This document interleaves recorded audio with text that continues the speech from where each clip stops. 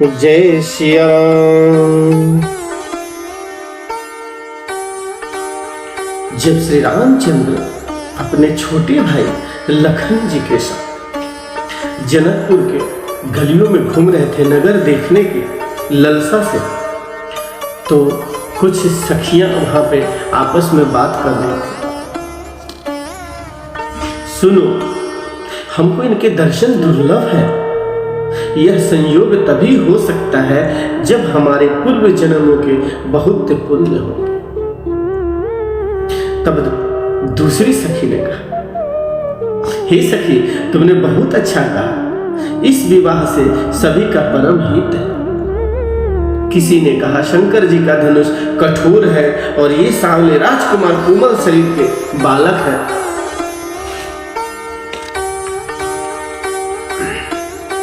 हे सयानी, सब असमंजस ही है। यह सुनकर दूसरी सखी कोमल वाणी से कहने लगी, हे सखी, इनके संबंध में कोई ऐसा कहते हैं कि ये देखने में तो छोटे हैं पर इनका प्रभाव बहुत बड़ा है। जिनके चरण कमलों की धूल का स्पर्श पाकर अहिल्या तर गई, जिसने बड़ा भारी पाप किया था, वे क्या शिव जी का धनुष बिना तोड़े रहेंगे। इस विश्वास को भूलकर भी नहीं छोड़ना चाहिए।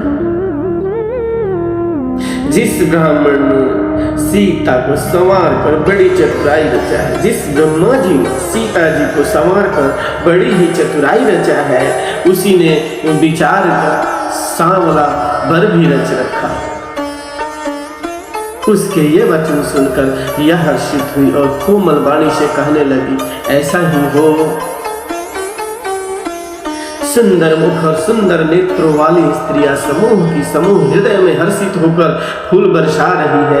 जहां जहां दोनों भाई जाते हैं वहां वहां परम आनंद छा जाता है।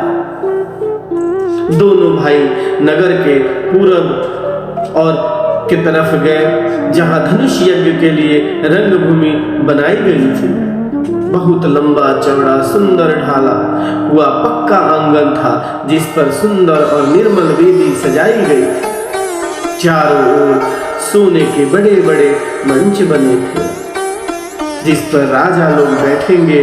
उसके पीछे समीप ही चारों ओर दूसरे मचानों का मंडलाकार घेरा सुशोभित था।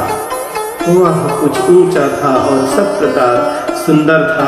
जहां जाकर नगर के लोग बैठेंगे, उन्हीं के पास विशाल एवं सुंदर सफेद मकान अनेक रंगों के बनाए गए थे,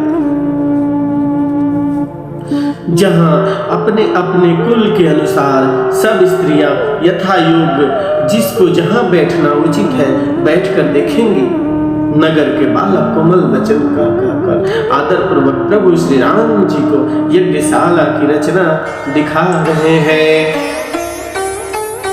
सब बालक इसी बहाने प्रेम के वश होकर श्री राम जी के मनोहर अंगों को छूकर शरीर पुलकित हो रहा है और दोनों भाइयों को देख देख कर उनके हृदय में अत्यंत हर्ष हो रहा है। शिशु सब राम प्रेम बस जाने, रीति समेत निकेत बखाने। निज निज निज निज रुचि सब ले बुलाई, सहित स्नेह जान दो भाई। श्री रामचंद्र जी ने सब बालकों को प्रेम के वश से जानकर यज्ञ भूमि के स्थानों प्रेम पूर्वक प्रशंसा की। इससे बालकों का उत्साह, आनंद और प्रेम और भी बढ़ गया, जिससे वे सब अपनी अपनी रुचि के अनुसार उन्हें बुला लेते हैं और प्रत्येक के बुलाने पर दोनों भाई प्रेम सहित उनके पास चले जाते हैं। राम दिखावई अनुज रचना, कहीं मृदु मधुर मनोहर बचना। लवनी में सिमहु भुवन निकाया, रस जास अनुशासन माया। कोमल मधुर और मनोहर वचन कहकर श्री राम जी अपने छोटे भाई लक्ष्मण को यज्ञ भूमि रचना दिखलाते हैं। जिनकी आज्ञा पाकर मचा लब निमेष पलक गिरने के चौथाई समय में ब्रह्मांडों के समूह रच डालते। वहीं दीनों पर दया करने वाले श्री राम जी भक्ति के कारण धनुष यज्ञशाला को चकित होकर आश्चर्य के साथ देख रहे हैं। इस प्रकार सब कौतुक विचित्र रचना देखकर वे गुरु के पास चले। देर हुई जानकर उनके मन में थोड़ा डर भी था कि कहीं हमारे गुरु जी अनायास गुस्सा तो नहीं करें। वाह रे, जिनके भय से डर को भी डर लगता है, वही प्रभु भजन का प्रभाव, जिनके कारण ऐसे महान प्रभु की भय का नाटक करते हैं, दिखला रहे हैं।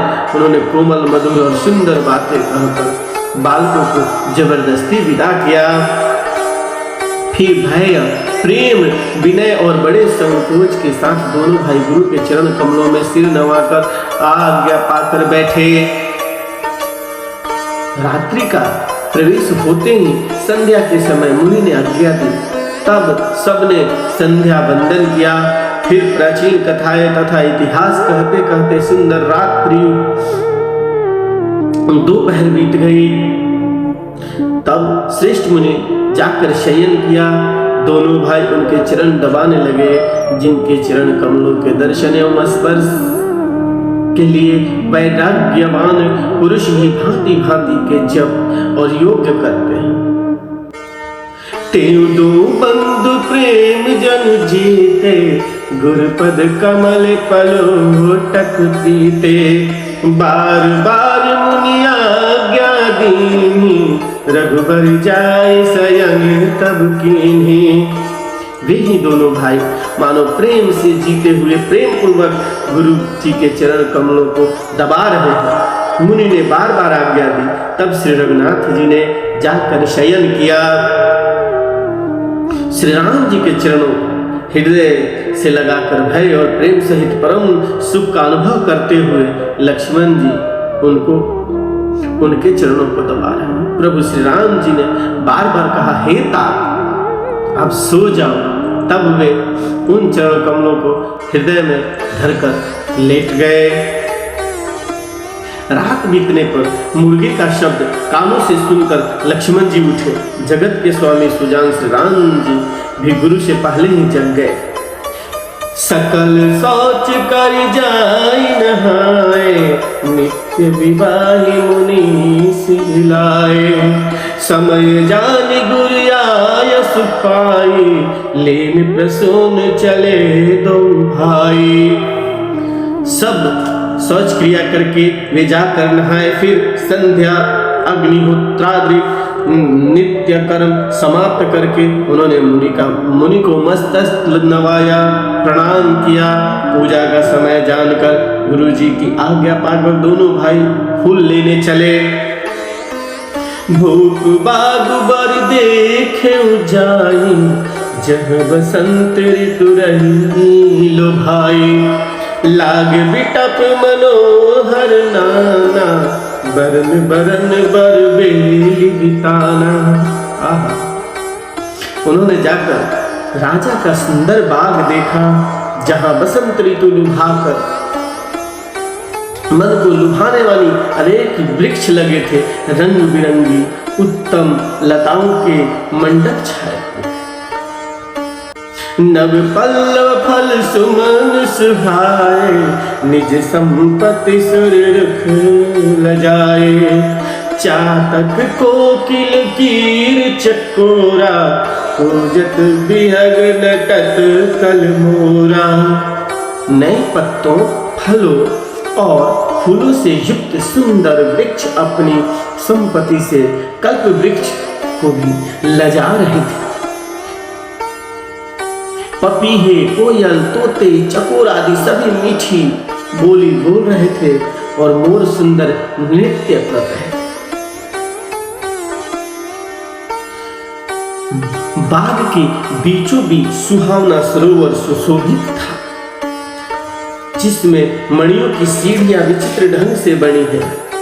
उनका जल निर्मल है, जिसके अनेक रंगों के कमल खिले हुए हैं, जल के पक्षी कलरव कर रहे हैं और भ्रमर गुंजार कर रहे हैं। आज फिर इसी दोहा पे विश्राम करेंगे, कल प्रातः फिर यहीं से श्री गणेश करेंगे, शुभ आरंभ करेंगे। बागु तड़ागु बुलो कि प्रभु हर्ष बंधु समेत, परम रम्य राम यहो जो राम ही सुख दे, सियावर रामचंद्र की जय।